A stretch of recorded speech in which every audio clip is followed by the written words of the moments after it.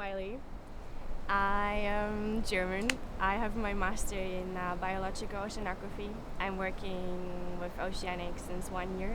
I help with the turtle program. I help with the dolphin, the manatee, the coral reef. Coral reefs here and the mangroves and the seagrass beds, those are the most important habitats like for all the life that's going on. So you find, I think in the whole earth is 0.1% are actually coral reefs, and they provide a home for 65% of the fish species.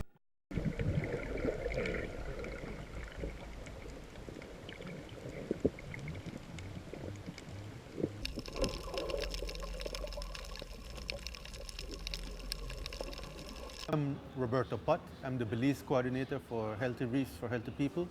And so we're a science-based organization that has been working in the Mesoamerican reef ecoregion.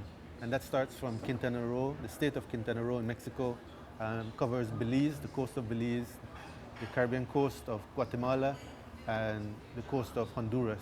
So those are the four countries that we refer to as the Mesoamerican reef ecoregion countries. We've also noticed is that an healthy reef,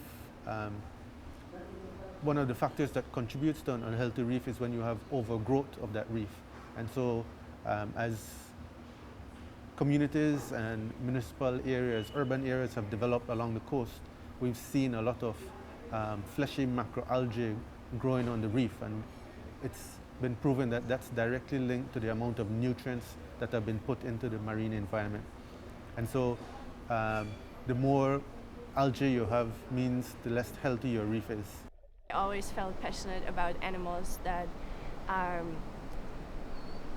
get screwed by humans, basically. In general, we had coral cover between 40 and 60% in the region. Since we started to, Healthy Reefs and its partners started to do this initiative to assess the health of the reef, we've been around, it actually went down to somewhere around 10 or 15%. And so since 2008, we've seen a slight increase from 13% to 16% of coral cover. And we see coral as being the foundation.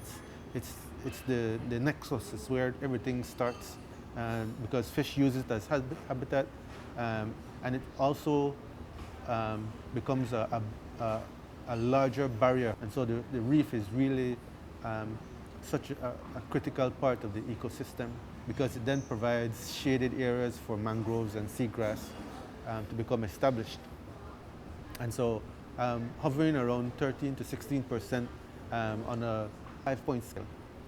It's in the area of fair. Basically, to sum it up, it's I want to keep what's left for the next generations, and biodiversity makes our planet so unique and beautiful.